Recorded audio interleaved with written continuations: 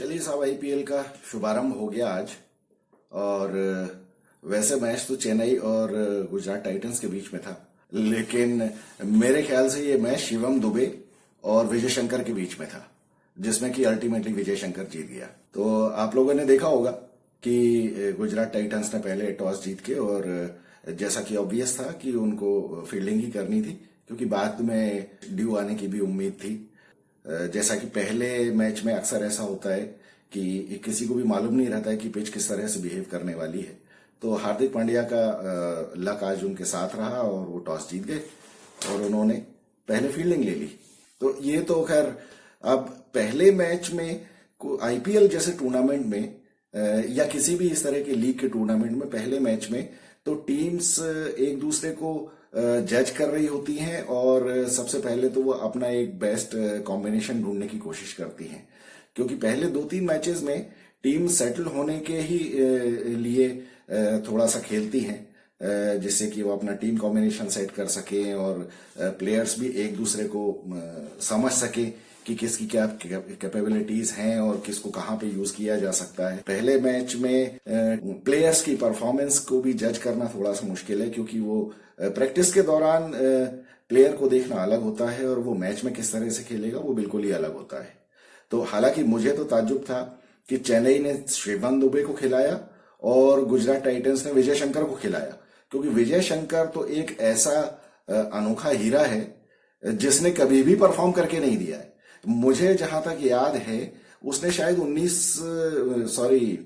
2019 या 2020 के जो ये कोविड अफेक्टेड आईपीएल था, उसमें किसी एक मैच में शायद उसने रन बनाए थे 35-37 रन।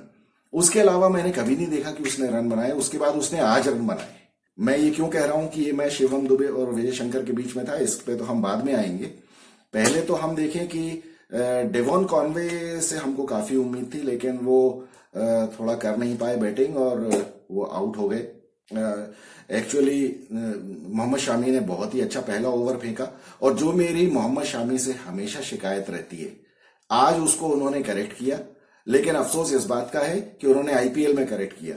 और वो शिकायत क्या है कि वो अपना पहला ओवर हमेशा बहुत ही गंदा डालता है। मतलब आप देख लीजिए, वनडे मैचेस हो या T20 हो, इंटरनेशनल की मैं बात कर रहा हूं, उसमें पहले ओवर में वाइड और शॉर्ट पिच बॉल और सब कुछ वो फेंक देता है उसमें।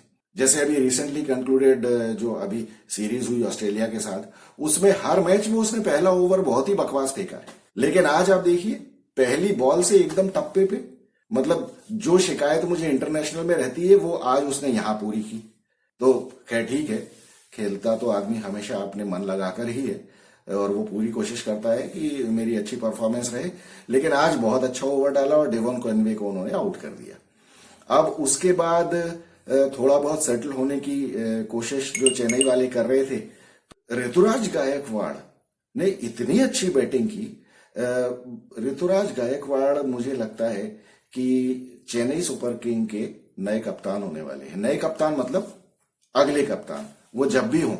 मुझे लगता है कि जैसे कि पूरी दुनिया ये कह रही है कि ये MS धोनी का लास्ट आईपीएल होगा, मुझे नहीं लगता कि MS धोनी का ये लास्ट आईपीएल होने वाला है। क्योंकि MS धोनी आज जिस तरह से खेल रहे थे, तो मुझे ऐसा तो बिल्कुल भी नहीं लगा कि वो टीम के ऊपर कोई एक्स्ट्रा बर्डन डाल रहे हो या उनकी परफॉर्मेंस में कुछ कमी हो। एक्चुअली मुझे तो ये लगता है कि MS धोनी ने हमेशा की तरह वो गलती की जो उन्होंने कई बार इंटरनेशनल मैचेस में भी की है, कि वो अपने आप को बहुत पीछे लेके आए। और इवन आईपीएल में कई बार MS धोनी ने ये काम किया है कि वो बहुत पीछे बैटिंग करने आते हैं। और आज भी मुझे शिकायत है कि MS धोनी बहुत पीछे बैटिंग करने आए। उनको शिवम दुबे की जगह आना चाहिए था, लेकिन शिवम दुबे से पता नहीं उनको क्या उम्मीद थी, और शिवम दुबे ने ही ये पूरा मैच हरवाया है।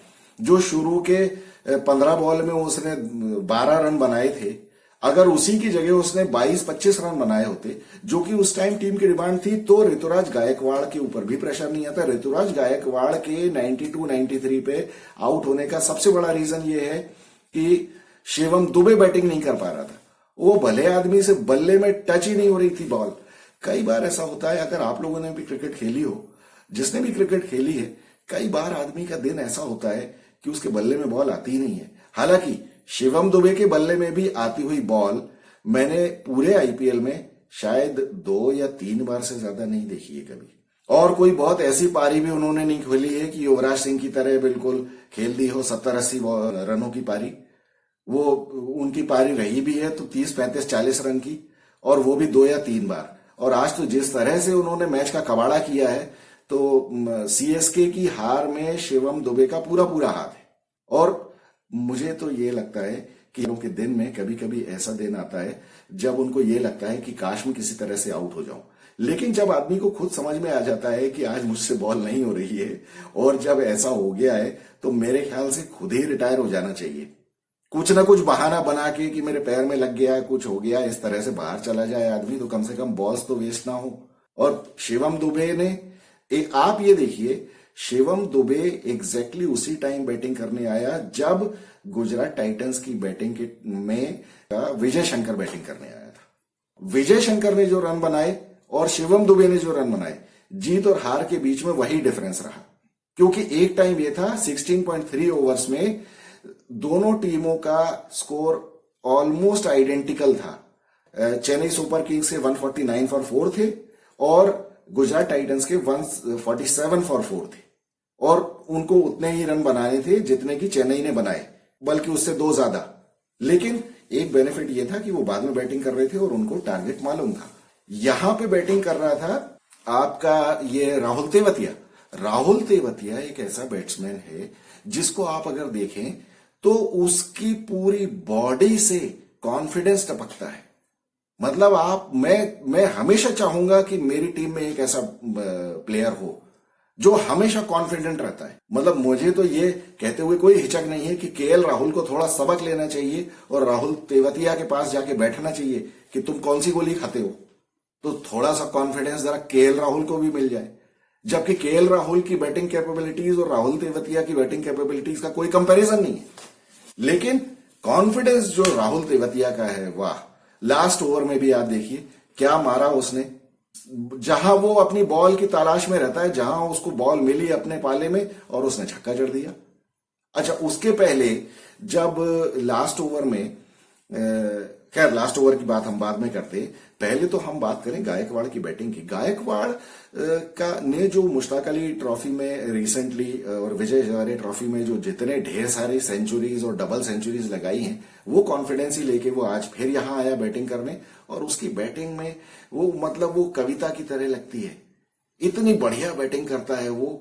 उसमें और गिल में काफी कुछ सिमिलैरिटीज हैं, और मुझे लगता है ये दोनों बैट्समैन इंडिया को बहुत आगे ले जाने वाले हैं, और ये बहुत लंबे टाइम तक भगवान इनके ऊपर कृपा बनाए रखे और ये लोग स्वस्थ रहें और इनको चोट ना लगे कोई, और ये लंबे टाइम तक इंडियन क्रिकेट को सपोर्ट करने वाले हैं और आगे ले जाने वाले हैं। ये दोनों बहुत ही अच्छी बैटिंग करते हैं। हालांकि आज के मैच में गायकवाड़ ने गिल से ज्यादा अच्छी बैटिंग की।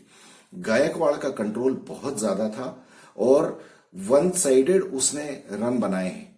मतलब 178 के स्कोर में 92, 93 तो उसी के थे, और वो पूरी पारी खेलता रहा। उसका सपोर्ट किसी ने नहीं किया, और यहां पे एमएस धोनी ने थोड़ी गलती की, शिवम दुबे की जगह खुद आना चाहिए था। खैर, कई बार ऐसा हो जाता है, बेन स्टोक्स, मोइन अली ये और डेवन कॉनवे, ये तीनों वर्ल्ड क्लास बैट्समैन हैं, ये लोग नहीं चल पाए। हो जाता है कई बार, पहले मैचेस में ऐसा होता है। लेकिन मुझे लगता है कि चेन्नई की टीम सेट है और चेन्नई की टीम काफी अच्छी भी है। हालांकि इनके जो बॉलर्स हैं, इनको थोड़ा नो बॉल पे कंट्रोल करना पड़ेगा, क्योंकि नो बॉल एक ऐसी चीज है जो कि गलती माफ नहीं की जा सकती है। नो बॉल बिल्कुल आपके हाथ में है, ये बिल्कुल भी टॉलरेबल नहीं होना चाहिए। तो इसके बारे में कोचिंग स्टाफ को देखना पड़ेगा। जिस टाइम शिवम दुबे बैटिंग कर रहा था, उस टाइम अगर आपने एक्सप्रेशन देखा हो, माइकल हसी और स्टीफन फ्लेमिंग जो बाहर डगआउट में बैठे हुए थे, दोनों कोचेस, उनकी शक्ल देखने लायक थी। क्या हाल हो गया टीम का। अच्छा खासा, एक तो they were looking all set for 200 and 200 plus, और कहां तो 180 बनाने के लाले पड़ गए, और वो बने भी नहीं। बाद में गुजरात टाइटंस को यह फायदा हो गया कि उन्हें टारगेट मालूम था, और आखिरी में थोड़ा पिच सेट भी हो जाती है ड्यू और थोड़ा सा मॉइस्चर आने की वजह से, तो ऑब्वियसली बैटिंग आसान हो जाती है। हालांकि गुजरात टाइटंस में गिल ने गलती की, गिल को आउट नहीं होना चाहिए था जिस टाइम वो खेल रहा था, और जिस टाइम वो छक्का एक मार चुका था, उसके बाद दोबारा छक्का मारने जो गया वो शॉट उसको नहीं खेलना चाहिए था। ऐसे टाइम में बैट्समैन को थोड़ा ये सोचना चाहिए कि अब मुझे पूरा करके ले जाना है। उसने थोड़ा सा गुजरात टाइटंस को टेंशन में डाल दिया था, और इनफैक्ट अगर दीपक चहार ने वो 19वां ओवर गलत नहीं फेंका होता जो कि उसने राशिद खान को फेंका। अब राशिद खान देखिए, Rashid Khan is not a batsman. Rashid Khan जैसे जो लोग हैं ये लप्पा घुमाने वाले हैं, और इनको लप्पा घुमाने वालों को क्या होता है, इनको अपने पाले में गेंद चाहिए होती है। तो इनको थोड़ा इंटेलिजेंट बॉलिंग करनी चाहिए, जहां इनको हाफ वॉली मत दीजिए, आप फुल टॉस मत दीजिए, लेकिन दीपक चहार इनको कोशिश कर सकता था राशिद खान को थोड़ा स्लोअर बाउंसर मारने की, जिससे उसको खुद अपने हाथ से ताकत लगाने के लिए कोशिश करनी पड़े। क्योंकि देखिए, अगर आप तेज बॉल करते हैं और अगर बल्ला घुमाने वाले ने अगर टाइम कर दिया शॉट, तो फिर वो मैदान के बाहर ही जाना है। और फिर आप ऑफ स्टंप के बाहर शॉर्ट पिच बॉल की कोशिश कर रहे हैं, तो वो उसने ऊपर से निकाल दिया। अब वो थर्ड मैन के ऊपर से निकल गया, वो 2 बॉलों में 10 रन बन गए और वही मैच खत्म हो गया, क्योंकि 10 बॉलों में 19 रन चाहिए थे और 2 बॉलों में ही 10 रन बन गए। तो फिर आखिरी में वो तुषार देशपांडे, वो नया बच्चा, वो कर भी क्या लेगा, और सामने तेवतिया जैसा कॉन्फिडेंट बैट्समैन है। तो खैर कुल मिला के मैच मजेदार हुआ, लेकिन बहुत छोटी मोटी चीजें गड़बड़ हो गई। विजय शंकर आज थोड़ा भारी पड़ गया शिवम दुबे के ऊपर। अब देखते हैं आगे के मैचेस में क्या होता है। अब कल 2 मैचेस हैं, तो पंजाब केकेआर और कौन सी 2 टीमें हैं वो मुझे याद नहीं है, लेकिन कल हम दोनों मैचेस के बाद मिलेंगे। और शुरुआत तो आईपीएल की मजेदार हुई है, देखते हैं आगे क्या होता है। टीम सेट लग रही है, दोनों ही टीम सेट थी। अभी थोड़ा बहुत तो पहले मैच का कुछ ना कुछ तो एडजस्टमेंट होता ही है, जो कि अभी कॉन्फिडेंस बिल्डअप वाला फेज है। तो दो 3 मैचेस के बाद सारी टीमें सेट हो जाएंगी, उसके बाद मैचेस जरा मजेदार होंगे। तो मिलते हैं कल आपसे, कल के मैचेस के बाद। Thank you so much.